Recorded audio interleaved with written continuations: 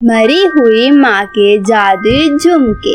एक बार की बात है, रोहित अपनी बहन मोना के साथ रहता था। रोहित के माता पिता की मृत्यु कई साल पहले ही हो चुकी थी।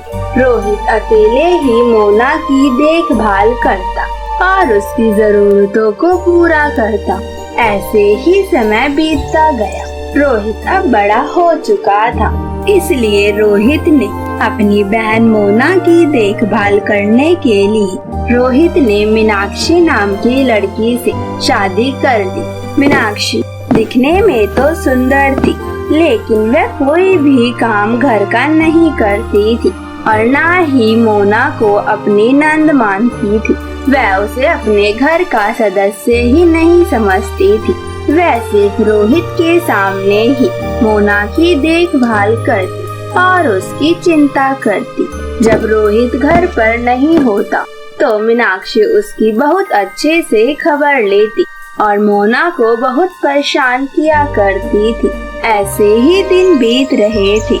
एक दिन रोहित मीनाक्षी और मोना से कहता है, मीनाक्षी, मैंने बहुत अच्छा मोना के लिए रिश्ता देखा है। अगर वह रिश्ता पक्का हो गया तो हमारी मोना राज करेगी। उसे कोई भी दिक्कत या परेशानी नहीं होगी, बस थोड़ा सा ज्यादा दहेज लगेगा। दहेज के बात सुनते ही मीनाक्षी को गुस्सा आ गया और वह बोली, अरे ऐसी कौन सी हमें शादी करनी है जो इतना सारा हमें दहेज देना पड़ेगा। थोड़े बहुत में निपटा दो। वैसे भी थोड़े में भी होता है और ज्यादा में भी होता है। तुम ज्यादा दहेज मत दो। हमारे पास कौन सा कुछ देने के लिए है। हमारे पास तो खुद खाने के लिए होता नहीं है जो तुम दहेज के लिए बटोरने लग गए। तभी मोना बोलती है, हाँ भैया, भाभी सही कह रही है। आखिर हमारे घर में कितने पैसे हैं जो आप मुझे दहेज दे पाओगी। इससे अच्छा आप ये रिश्ता रहने दीजिए। आप कोई दूसरा रिश्ता देख लीजिए। नहीं, मैं कोई दूसरा रिश्ता देखने वाला नहीं हूँ। मुझे ये रिश्ता पसंद है और मैं इसी से ही तुम्हारी शादी करूँगा। ये रिश्ता बहुत अच्छा है। ऐसे रिश्ते बार बार नहीं आते हैं। क्या हुआ, थोड़ा ज्यादा दहेज लगेगा। क्या हुआ, थोड़ा ज्यादा दहेज लगेगा, लेकिन तुम अच्छे से रह सकोगी। मेरे लिए यही बहुत है और तुम दोनों दहेज की चिंता मत कर। मैं उसका इंतजाम कर लूँगा। तुम्हें उसकी चिंता करने की कोई जरूरत नहीं है। कमाता मैं हूँ, तुम दोनों जो बीच में दहेज की बातें करने लग गई। मीनाक्षी को ये सब सुनकर अंदर ही अंदर गुस्सा आ रहा था, लेकिन वह रोहित के आगे कुछ नहीं कह सकी और वह चुपचाप ही रह गई। और कुछ दिनों बाद रोहित मीनाक्षी और मोना से कहता है, अरे मीनाक्षी, आज तुम मोना को अच्छे से तैयार कर देना। आज लड़के वाले देखने के लिए आ रहे हैं, इसलिए मैं बाहर थोड़ा जा रहा हूँ मिठाई लेने के लिए। तुम घर का अच्छे से ख्याल रखना और मोना को भी तैयार कर देना। मैं जैसे ही आऊँगा वैसे मोना तैयार होनी चाहिए। मुझे और कुछ नहीं सुनना है। रोहित ये कहकर मिठाई लेने के लिए चला जाता है। वह मिठाई लेकर घर वापस आ ही रहा होता है कि रोहित का एक्सीडेंट रास्ते में हो जाता है और उसी वक्त रोहित की मृत्यु भी हो जाती है। जब यह बात घर पर पता चलती है तो मीनाक्षी और मोना को बहुत दुख होता है और वह रोने लगती है। मीनाक्षी को बहुत तेज गुस्सा आता है और वह मोना से कहती है, यह सब तेरे चक्कर में हुआ है। ना ही तेरा रिश्ता पक्का होता, ना ही वो मिठाई लेने जाते और ना ही उनका एक्सीडेंट होता। ये सब तेरी मनुष्यत है जो उन पर लग गई और वो आज इस दुनिया को भी छोड़कर चले गए। भगवान तो जैसी मनुष्य बहन किसी को भी ना दे जो अपने भाई को भी खा गई। अब तो इस घर में और रहेगी तो मुझे भी खा जाएगी। अरे भाभी, आप ये सब क्या कह रही हो। ये सब मेरे कारण थोड़ी ना हुआ है। मैं थोड़ी ना चाहती थी कि ये सब हो। आखिर मुझे भी दुख है कि मेरे भैया इस दुनिया को छोड़ के चले गए हैं। मैं भी उनसे बहुत प्रेम करती थी। नहीं, मुझे ये सब बातें अब नहीं सुननी है। तू इस घर के लिए मनुष्य बन चुकी है। अब तू इस घर में से निकल जा। मैं तुझे एक पल भी इस घर में नहीं रखना चाहती हूँ। तू इस घर के लायक ही नहीं है। चल निकल यहाँ से। नहीं नहीं भाभी, आप ऐसा मत करिए। मैं इस घर को छोड़कर कहाँ जाऊँगी। अब आपके सिवा मेरा इस दुनिया में कोई नहीं है। चाहे तो आप मुझे इस घर की नौकरानी ही बना के रख लीजिए। मैं इस घर का सारा काम करूँ और आपको एक बार भी शिकायत का मौका नहीं दूंगी। मोना की ये सब बातें सुनकर मीनाक्षी के मन में लालच आ जाता है और वह सोचती है, अरे ये सही कह रही है, आखिर इसके जाने के बाद मुझे किसी न किसी को तो काम पर रखना ही पड़ेगा। मैं इतना सारा काम कैसे खुद कर पाऊंगी, मुझे थोड़ा आराम भी तो चाहिए। आखिर ये घर पर रहेगी तो बिना पैसे के ही सारा काम अच्छे से कर देगी, और नहीं करेगी तो इसे खाना भी नहीं दूंगी और बाहर भी निकाल दूंगी। आखिर ये मेरे काम की तो रही ही नहीं है, क्या पता थोड़ा बहुत काम ही से निकलवा लेती हूँ। ये सब सोचकर मीनाक्षी मोना से कहती है, अच्छा ठीक है, अगर तू इस घर का काम करेगी तो मैं तुझे इस घर में रहने दूंगी, नहीं तो मैं तुझे इस घर से बाहर निकाल दूंगी। उस दिन से मोना उस घर में रहने लगती है। और कुछ दिनों बाद रोहित जिस घर में मोना की शादी करना चाहता था, उस तरफ से लड़के की माँ मीनाक्षी के घर आती है और मीनाक्षी से कहती है, अरे बहन जी, हमें ये सुनकर बहुत दुख हुआ कि रोहित की मृत्यु हो गई है, इसलिए हम उस दिन नहीं आए थे और कुछ दिन अब तो बीत ही चुके हैं, इसलिए हम मोना की शादी की बातचीत करने के लिए आए हैं। अब हम ये चाहते हैं कि हम आपसे बिल्कुल भी दहेज नहीं लेंगे और आपकी नंद को अपने घर की बहू बनाएंगे। आपको कोई ऐतराज नहीं है तो आप ये रिश्ता मंजूर कर लीजिए, उसके बाद हम सोचेंगे। ये सब बातें सुनकर मीनाक्षी सोच में पड़ जाती है और वह मन ही मन कहती है, अरे अगर इस मोना की शादी उतने अमीर घर में हो गई तो ये तो राज करेगी और मुझे यहाँ पर नौकरानी की तरह रहना पड़ेगा। ये सब तो मैं बिल्कुल भी होने नहीं दे सकती हूँ, मुझे ये रिश्ता कैंसिल करवाना होगा, नहीं तो वह मोना मुझ पे ही आकर हुक्म चलाएगी। मुझे ही अब कुछ करना पड़ेगा, आखिर अब तक उसके मरे हुए भाई का ही इस घर में हुक्म चला है, अब इस घर में हुक्म तो मैं ही चलाऊंगी। और ये सब सोचने के बाद मीनाक्षी उनसे कहती है, नहीं बहन जी, मोना अब शादी नहीं कर सकती है क्योंकि उस दिन उसकी भी मृत्यु हो चुकी है। अब तो मेरे घर में सिर्फ अकेली मैं ही बची हूँ और इस घर में एक नौकरानी, अब हमारे घर में कोई नहीं बचा है। ये सब बात सुनकर लड़के की माँ दुखी हो जाती है और वह कहती है, बहन जी मुझे माफ कर दीजिए, मैंने आपसे ऐसा सवाल पूछा, मुझे बहुत दुख है कि आपके घर में आपके सिवा कोई नहीं बचा है। वह दोनों ये सब बातें कर ही रही होती हैं कि तभी मोना वहाँ पर चाय लेकर आ जाती है। तब लड़के की माँ पूछती है, अरे बहन जी ये कौन है? ये लड़की संस्कारी लग रही है और काफी सुंदर भी है। तब मीनाक्षी कहती है, अरे यही तो हमारे घर की नौकरानी है जिसे मैंने रख रखा है काम करने के लिए। मेरा तो कोई मन ही नहीं करता काम करने का और ना ही हिम्मत, इसलिए मैंने एक नौकरानी ही रख ली है। अपनी भाभी की बात सुनकर मोना को बहुत दुख होता है और वह वहाँ से चली जाती है। और कुछ देर बाद लड़के की माँ भी वहाँ से चली जाती है। मीनाक्षी बहुत गुस्से में होती है और वह मोना के पास जाती है और उससे गुस्से में कहती है, अरे ओ कलमुही, तो उसके सामने क्यों आई थी? मुझे पता है तो ये दिखाना चाहती थी कि मैं ही मोना हूँ और वह असलियत बताना चाहती थी ताकि वह मुझे गलत समझे और मुझे इस घर से बाहर निकाल ले और तुझे अपने घर की बहू बना ले। लेकिन तू इस बात की चिंता मत कर, मैं बिल्कुल ये सब होने नहीं दूंगी। तू इस घर की नौकरानी ही रहेगी और जिंदगी भर मेरी सेवा ही करती रहेगी। ये सब कहकर मीनाक्षी मोना को बहुत मारती है और उसके बाद मोना रोते हुए अपने कमरे में जाकर अपने भैया की तस्वीर के सामने कहती है, भैया आप मुझे कहाँ छोड़कर चले गए? भाभी मुझ पर कितना अत्याचार करती है, आपको ये नहीं पता है। मुझे बिल्कुल भी जीने नहीं देती है, दिन भर मुझसे काम करवाती रहती है और आज भी मेरी कोई गलती नहीं थी, फिर भी उन्होंने मुझे मारा रोज की तरह। आखिर ऐसी जिंदगी भी कोई जीना नहीं चाहता है, तो भगवान ने मुझे ऐसी जिंदगी क्यों दी है?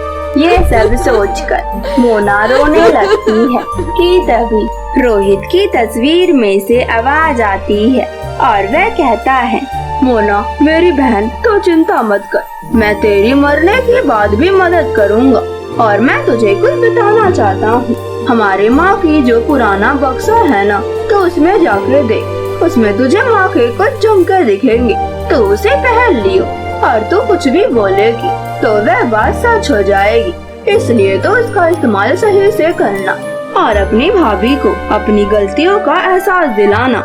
मोना अपने भाई की बात बिल्कुल ध्यान से सुनती है और वह तुरंत अपने माँ के बक्से के पास जाती है और उसे खोलकर उसमें से झुमके निकाल लेती है।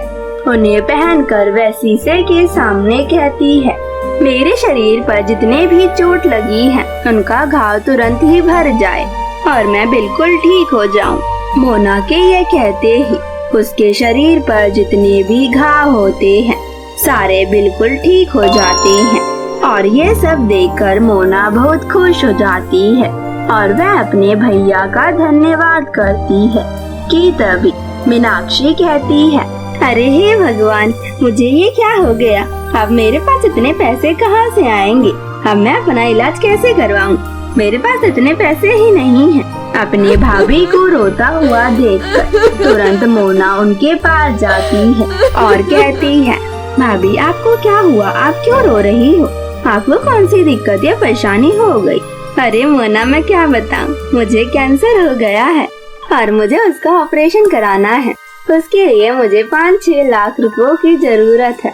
अब मैं इतने पैसे कहाँ से लाऊं? अगर मैं ये घर भी बेच दूंगी तो मुझे इतने सारे पैसे तो मिलने ही वाले नहीं हैं। अब तो ही बता मैं क्या करूं? अरे भाभी, आप इतनी चिंता मत कीजिए, आप इतनी चिंता मत कीजिए। आपको पैसों की जरूरत है ना, मैं आपको पैसे लाके दे दूंगी, आप जाके अपना इलाज कराइए। लेकिन तो इतने पैसे कहाँ से लाएगी?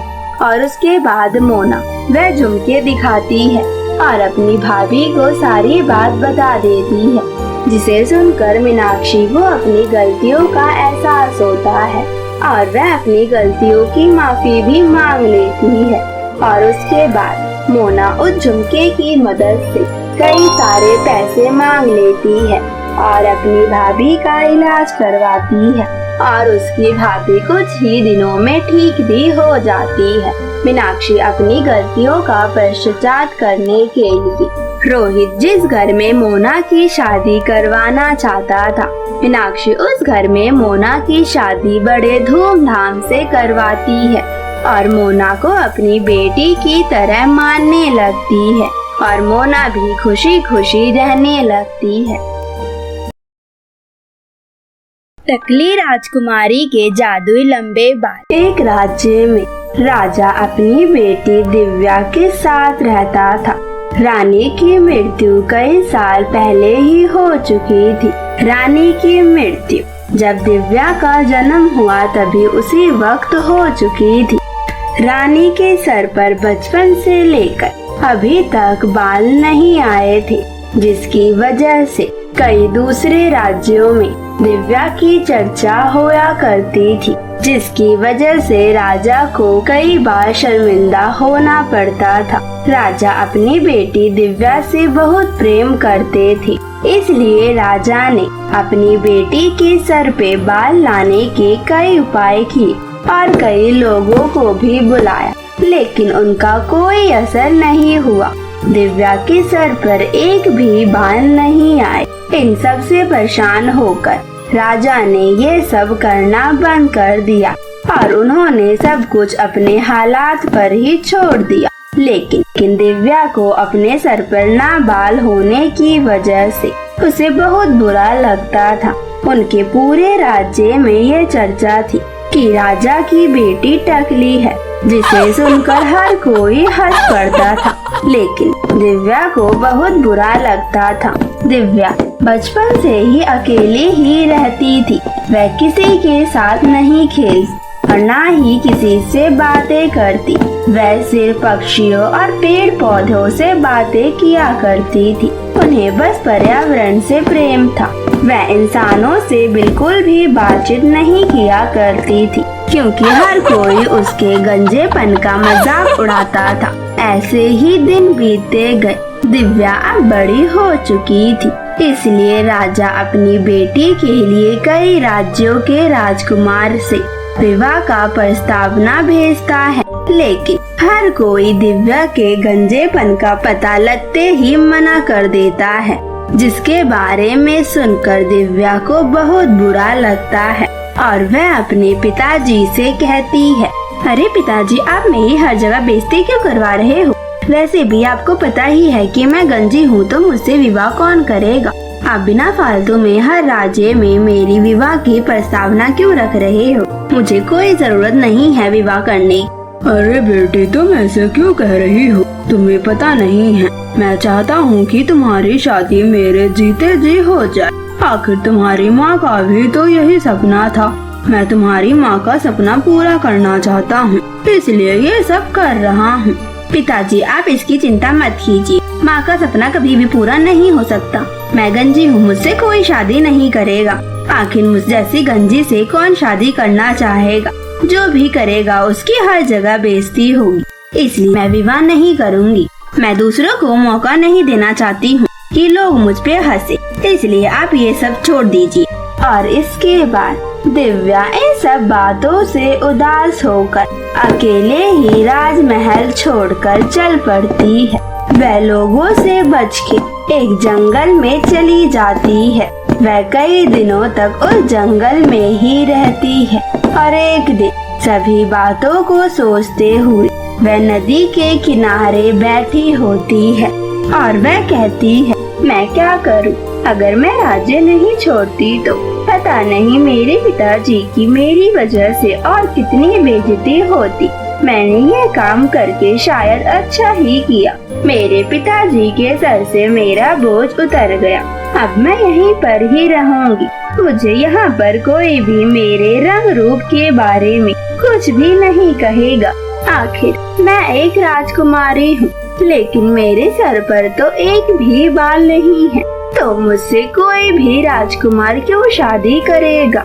ये सब बातें पिताजी तो समझते नहीं हैं, इसलिए मैंने महल छोड़ दिया और अब से मैं यहीं ही रहूंगी। बचपन से पता नहीं मैंने इस टकलेपन के कारण कितने सारे दुख सहे हैं और बचपन में मेरी माँ मुझे छोड़कर चली गई। मैं अकेले ही सारे दुख सहते हुए आ रही हूँ। ये सब सोचकर दिव्या रोने लगती है कि तभी पास में जो नदी होती है वह सारी बात दिव्या की सुन लेती है। उसे दिव्या पर बहुत दुख होता है और वह दिव्या से कहती है, अरे दिव्या बेटी, तुम इतनी चिंता मत कर। तुम्हें ऐसे छोटी छोटी बातों पर दुखी नहीं होना चाहिए। आखिर तुम इस राज्य की राजकुमारी बनोगी और इस राज्य को संभालोगी। अगर तुम अपने ही दिक्कतों को नहीं संभाल पाओगी तो क्या तुम अपने राज्य को कैसे संभाल पाओगी? मुझे पता है कि तुमने बचपन से बहुत से दुख सहे हैं, इसलिए मैं भी तुम्हारी मदद करना चाहती हूँ और तुम्हें कुछ देना चाहती हूँ ताकि तुम इन सब दिक्कतों से निकल के बाहर आ सको और एक नई जिंदगी शुरू कर सको और अपने राज्य को अच्छे से संभाल सको। बहुत अच्छी राजकुमारी बनोगी। तुम्हारे अंदर वे सारे गुण हैं जो कि एक राजकुमारी के अंदर होने चाहिए अपने राज्य पर शासन करने के लिए। लेकिन तुम्हारे सर पर बाल ना होने की वजह से तुम्हारे एक फैसले से पीछे हट जाती हो, इसलिए मैं तुम्हारी ये चिंता ही दूर कर देनी चाहती हूँ। सुनो, मैं अभी कुछ देर में पूरी सूख जाऊंगी और इस नदी का पूरा पानी गायब हो जाएगा। फिर तुम्हें इस नदी में एक पेड़ दिखेगा जिसपे बहुत सारे बाल लगे होंगे, कुछ सोने, कुछ चांदी और कुछ आम बाल जैसे कि काले बाल। तुम जल्दी से कोई भी बाल ले लेना और अपने सर पे लगा लेना। लेकिन अगर तुमने थोड़ी सी भी देर करी और तुमने लालच किया तो तुम ये मौका भी खो दोगी और मुझे पूरा यकीन है कि तुम ऐसा नहीं करोगी। नदी ये कहती है और उसके बाद वह नदी सूख जाती है। दिव्या तुरंत उस सूखी नदी में जाती है और उसे वहाँ पर एक पेड़ दिखाई देता है जिसपे सचमुच बहुत सुंदर सुंदर बाल लगे होते हैं। दिव्या जल्दी से एक काले और घने रंग के बाल अपने सर पर लगा लेती है और उस नदी से बाहर निकल जाती है और तुरंत दिव्या के निकलते ही नदी पूरे पानी से भर जाता है और नदी दोबारा कहती है, दिव्या, मुझे तुम पर पूरा यकीन था कि तुम ऐसा ही करोगी। दिव्या, तुम बहुत ईमानदार हो। तुम्हें पता नहीं है, अगर तुमने थोड़ी सी भी देर करी होती तो तुम इस जिंदगी से भी अपने हाथ धो बैठती और तुम इस पानी में ही डूबकर मर जाती। लेकिन तुमने सही फैसला लिया। बिना लालच किए तुमने एक सिंपल से बाल चुने और जल्दी उसमें से निकल आई। तुमने सोने और चांदी के बालों पर बिल्कुल भी ध्यान नहीं दिया, इसलिए मैं तुमसे खुश हुई और तुम्हें इस काले घने बालों की जगह पर मैं सोने और चांदी के बाल देना चाहती हूँ, जो कि काफी लंबे होंगे, जिसे देखकर हर कोई हैरान हो जाएगा और तुम्हारी तारीफ करते हुए नहीं थकेगा। अब तुम अपने राज्य वापस चली जाओ और अपने पिताजी के सारे कामों को संभालो। अब तुम इस जंगल में अपना समय थोड़ा सा भी व्यस्त ना करो। तुम यहाँ से जल्दी चली जाओ। दिव्या उस नदी की बात सुनकर बहुत खुश हो जाती है और उसे धन्यवाद कर तुरंत अपने महल वापस लौट जाती है। राजा अपनी बेटी को देखकर बहुत खुश हो जाते हैं और कहते हैं, अरे दिव्या बेटी, तुम कहाँ चली गई थी? मैंने तुम्हें कितना ढूंढा, लेकिन तुम तो मुझे मिली ही नहीं। आखिर तुम कहाँ चली गई थी? तभी राजा दिव्या के बालों को देखते हैं, जिसे देखकर वह हैरान रह जाते हैं। अरे दिव्या बेटी, तुम्हारे सर पर इतने सुंदर बाल, वो भी सोने और चांदी के, और तुम्हारे बाल तो कितने लंबे दिख रहे हैं। इनकी चुटिया तो काफी सुंदर लग रही है। ऐसे बालों की खूबसूरती मैंने आज से पहले किसी की नहीं देखी है। उसके बाद दिव्या अपने पिताजी को सारी बात बता देती है, जिसे सुनकर राजा बहुत खुश हो जाते हैं और उस दिन से दिव्या के बालों की खूबसूरती की चर्चा हर जगह होने लगती है और दूर दूर से कई राजकुमार और कई लोग दिव्या के बालों की सुंदरता को देखने के लिए आते हैं। दिव्या को अब विवाह के लिए कई प्रस्ताव भी आते हैं, लेकिन दिव्या मना कर देती है और कुछ दिनों बाद दिव्या एक बड़े राज्य के राजकुमार से अपना विवाह कर लेती है, जो कि बहुत शक्तिशाली और बुद्धिमान था। दिव्या उससे शादी करने के बाद अपना और उसका राज्य बहुत अच्छे से संभालती है। दिव्या अब पूरी दुनिया में अपने बालों और अपने शासन करने के तरीकों से मशहूर हो चुकी थी। दिव्या की तारीफ अब हर कोई करता, जिसे सुनकर दिव्या बहुत खुश रहती, लेकिन वह कभी भी घमंड नहीं करती। वह अपने राज्य के लोगों से बहुत प्रेम और विनम्रता से व्यवहार करती। दिव्या अब एक अच्छी जिंदगी जीने लगी थी